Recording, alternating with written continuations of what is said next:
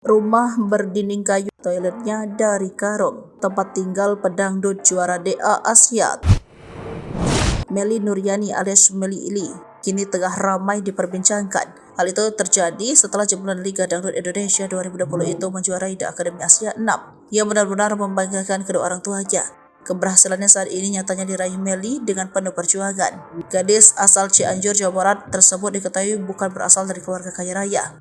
Melly Lee bahkan sempat tinggal di rumah yang sederhana bahkan reot.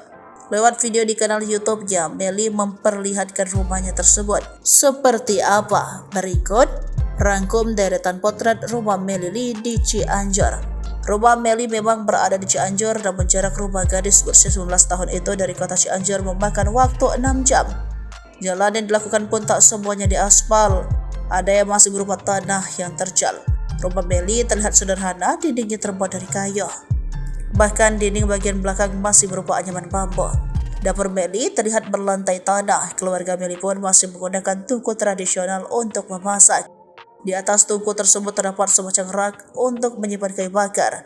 Di area tengah terdapat ruang keluarga yang begitu sederhana. Lantainya terbuat dari kayu, beberapa di antaranya sudah lapuk. Agar tidak dingin, Melly dan keluarga melapisi lantai kayu tersebut menggunakan tikar. Toilet di rumah Melly ternyata cukup memprihatinkan. Pasalnya toilet berada di area luar dan tidak dilengkapi atap.